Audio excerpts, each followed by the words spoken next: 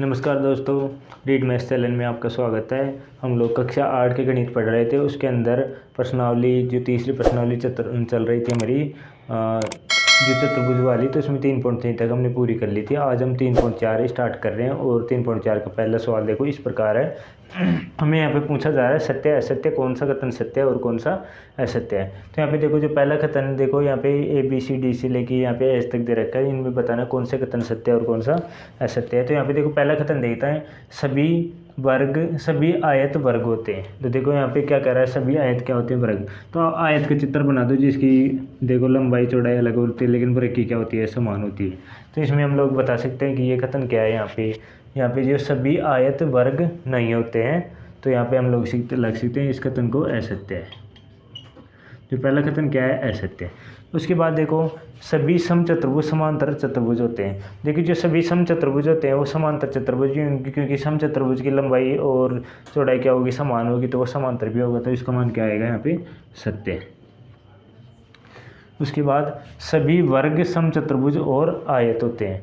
देखो जो वर्ग होता है, ये देखो वर्ग, तो ये समचतुर्भुज भी होगा क्योंकि इसकी चारों भुजाएं क्या है, समान है। और ये आयत भी हो सकता है क्योंकि आयत की क्या होती है, आमने सामने की भुजाएं क्या होती है, बराबर होती है और चारों कोण 90 डिग्री का होता है। तो ये हम लोग इसको बोलेंगे यहाँ पे सत्य है।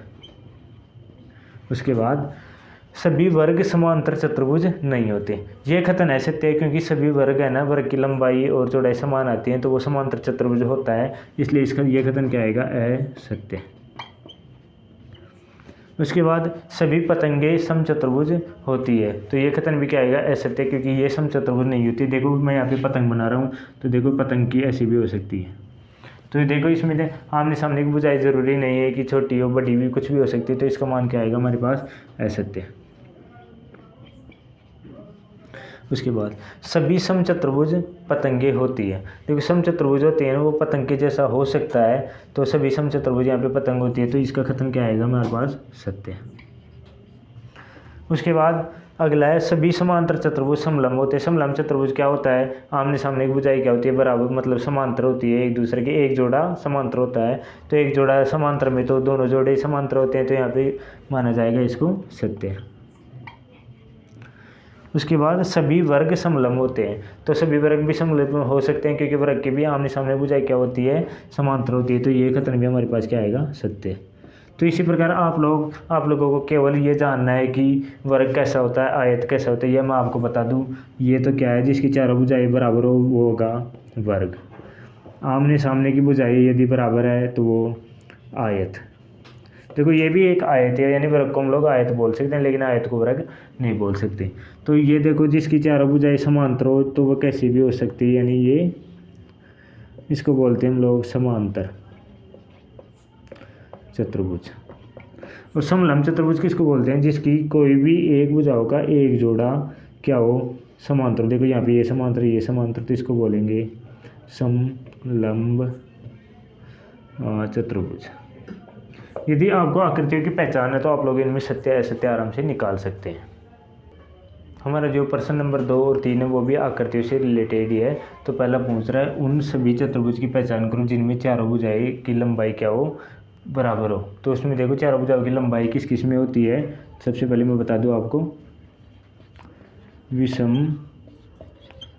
कोण समचतुर्भुज।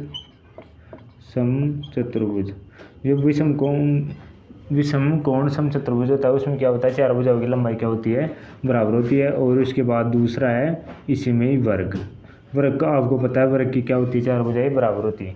तो इसमें दो आएंगी कौन कौन सी, विषम कोण समचतुर्भुज और वर्ग। अब जिसके चारों कोण क्या हो, समकोण हो, तो चारों कोण समकोण देखो किस किस के होते हैं, एक तो वर्ग के होते हैं। हम लोग पता है वर्ग क्या करती, चारों भुजाएं क्या होती है, देखो बराबर भी होती है और समकोण भी होते हैं। और समकोण और दूसरा किसका होता है, आयत का होता है। तो यहाँ पे लिख देता हूँ मैं आयत। यहाँ पे वर्ग और आयत, अपने बी का आंसर ये आएगा। उसके बाद देखो तीसरा है, उसमें कारण पूछ रहा है कि बताइए कैसे एक वर्ग एक चतुर्भुज है। एक वर्ग क्या है, एक चतुर्भुज है। तो हम लोगों को पता है चार भुजाओं से आकृति क्या होती है, चार भुजाओं से घिरी हुई आकृति को क्या कहते हैं हम लोग, चतुर्भुज कहते हैं। तो वर्ग की भी चार भुजाओं से घिरी है, तो इसको बोल सकते हैं चार भुजाओं से घिरा है। वर्ग भी चार भुजाओं से बना है, इसलिए इसको क्या कहेंगे हम लोग, एक चतुर्भुज बोलेंगे। उसके बाद एक समांतर चतुर्भुज, एक समांतर चतुर्भुज क्यों है, इसका कारण देना है, क्योंकि इसकी सम्मुख भुजाएं क्या है, समांतर, सम्मुख भुजाएं समांतर है, इसलिए इसको क्या बोल सकते हैं हम लोग, इसको समांतर चतुर्भुज बोल सकते हैं। एक समचतुर्भुज, एक वर्ग एक समचतुर्भुज क्यों है, क्योंकि इसकी क्या है, चारों भुजाएं बराबर है, चारों भुजाएं बराबर होती है, ऐसा लिख सकते हैं हम लोग। यदि इसकी चारों भुजाएं बराबर होती है तो इसको हम लोग क्या बोल सकते हैं, एक समचतुर्भुज भी बोल सकते हैं। देखो एक वर्ग एक आयत, एक वर्ग एक आयत है, क्यों, क्योंकि ये क्या है, समांतर चतुर्भुज है, तो आमने सामने भुजाएं क्या है, इसकी वर्ग की भी क्या होती है, देखो ये यहाँ पे वर्ग बना रहा हूँ मैं, तो यहाँ पे वर्ग है, उसके आमने सामने भुजाएं भी बराबर होंगी, चारों भुजाएं बराबर होती हैं, और चारों कोण क्या होते हैं, समकोण होते हैं, तो यहाँ पे लिख सकते हैं चारों कोण समकोण होते हैं। यदि चारों कोण समकोण है तो वो एक आयत ही कहलाएगा, यदि, क्योंकि 90 डिग्री कोण जब भी बनेगा, जब चारों भुजाएं क्या होती है, मतलब एक दूसरे पे 90 डिग्री कोण बनाएंगे तो वो समकोण होता है। तो देखो यहाँ पे ये भी 90 डिग्री का, ये भी 90 डिग्री। अब इसमें लंबाई चौड़ाई अगर यदि कम ज़्यादा कीजिए तो आमने सामने भुजाएं तो बराबर होंगी, तभी 90 डिग्री का कोण बनेगा। तो ये इसके रीजन यहाँ पे दे दी गई। तो प्रश्न नंबर 2 और 3 इस प्रकार है, ये भी परिभाषा पे आधारित है। हमारा जो प्रश्न नंबर 4 है उसमें क्या दे रखा है, एक चतुर्भुज का नाम बताइए जिसके विकर्ण एक दूसरे को समद्विभाजित करते हैं। देखो समद्विभाजित कौन कौन से विकर्ण के करते हैं, तो यहाँ पे सम चतुर्भुज होता है ना, उसके विकर्ण भी एक दूसरे को क्या करते हैं, समद्विभाजित। समांतर चतुर्भुज होते हैं, समांतर चतुर्भुज होता है तो उसके भी विकर्ण क्या करेंगे, एक दूसरे को समद्विभाजित। और वर्ग और आयत, इनके विकर्ण क्या करते हैं, एक दूसरे को समद्विभाजित यानी समान दो भागों में विभाजित करते हैं। तो ये एक दूसरे पर लंब समद्विभाजक होते हैं, यानी एक चतुर्भुज का नाम बताना है जिसके विकर्ण है एक दूसरे पे क्या करते हैं, लंब समद्विभाजित यानी 90 डिग्री का कोण बनाते हैं। तो ऐसा 90 डिग्री का किस में बनता है, जिसकी भुजाएं क्या हो, बराबर हो। तो भुजाएं किस किस की बराबर होती है, तो समचतुर्भुज की और एक वर्ग की। तो यहाँ पे लिख सकते हैं हम समचतुर्भुज, समचतुर्भुज हो गया और दूसरा हो गया वर्ग। इनके क्या होंगे, लंब समद्विभाजित करेंगे इनके विकर्ण। अब देखो एक चतुर्भुज का नाम होता है जिसके विकर्ण बराबर हो, यानी आपस में विकर्ण बराबर हो। तो विकर्ण किसके बराबर होते हैं, यहाँ पे वर्ग और आयत। वर्ग और आयत के क्या होंगे, विकर्ण आपस में बराबर होंगे। तो हम लोग ऐसे आकृतियों की आप लोगों को पहचान है तो आप लोग इन प्रश्नों का जवाब दे सकते हैं। हमारा जो प्रश्न नंबर यहाँ पे 5 क्या दे रखा है कि बताइए एक आयत उत्तल चतुर्भुज कैसे है। तो आप लोगों को जैसे इस प्रश्नावली स्टार्ट की थी, मैंने जो वीडियो डाला था आकृति की पहचान वाला बहुभुज का, तो उसमें उत्तल अवतल के बारे में बताया था। उत्तल क्या होता है, जिसके विकर्ण मतलब जो आकृति होती है उसके अंदर रहते हैं, और अवतल होता है वो आकृति के बाहर जाते हैं विकर्ण। तो देखो एक आयत कैसे बनता है, ये देखो ये एक आयत ही है, इसके देखो विकर्ण देखो इसके अंदर ही आ रहे हैं आकृति के। तो इसको हम लिख सकते हैं, इसके विकर्ण यानी इसके मतलब किसके, आयत के विकर्ण उसके अभ्यंतर लिख सकते हैं या अंदर लिख सकते हैं। तो यहाँ पे मैं अंदर लिख रहा हूँ, आपको थोड़ा अच्छा लगेगा, अंदर स्थित होते हैं, इसलिए इसको क्या बोलते हैं, उत्तल चतुर्भुज बोलते हैं। उसके बाद हमारा जो प्रश्न नंबर 6 है उसमें हमें एक चतुर्भुज दे रखा है ABCD। तो उसके अंदर देखो त्रिभुज ABC, जो त्रिभुज देखो AB और C, ये क्या है, एक समकोण चतुर्भुज है, और O क्या है, समकोण के सामने वाली भुजा का यहाँ पे O को मध्य बिंदु बता रखा है।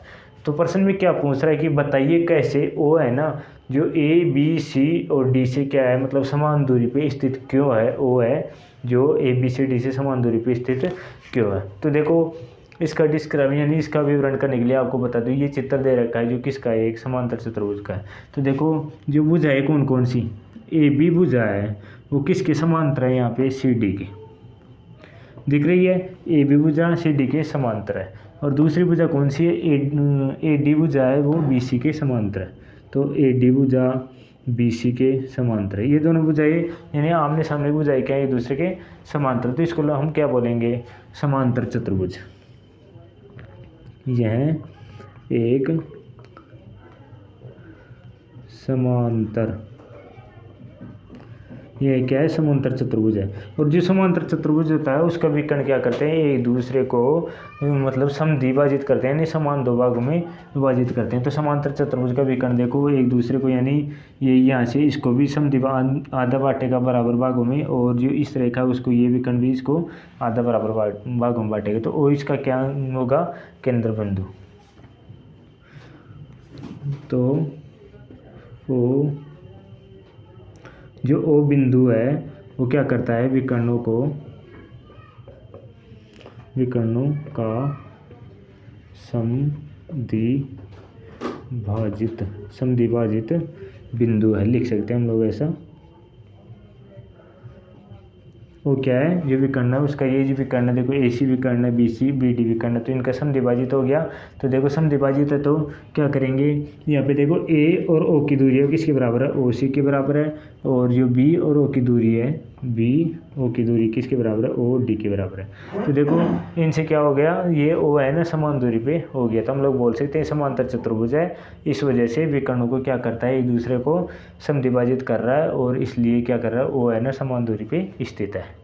ये अपना प्रश्न नंबर 6 पूरा हो गया यहाँ पे। तो इसी के साथ हमारी जो प्रश्नावली है 3.4 यानी जो तीसरी प्रश्नावली वो ही कंप्लीट हो गई। तो आप लोग देखो सबसे पहले जो चित्रों वाली आकृति वाला मैं अलग से वीडियो बनाया उसको पढ़ेंगे, तो आप लोग आकृतियों को अच्छी तरह से समझ पाएंगे और इन प्रश्नों को आराम से हल कर पाएंगे। तो हमारी यहाँ पे जो तीसरी प्रश्नावली है कक्षा 8 की, तो उसको हम लोग क्या करते हैं, यहाँ आज समापन करते हैं उसका, और अगली प्रश्नावली जल्दी स्टार्ट करेंगे अगली वीडियो में। तो चलिए, हमसे जुड़े रहने के लिए चैनल को सब्सक्राइब जरूर कीजिएगा। मिलते हैं अगली वीडियो के साथ।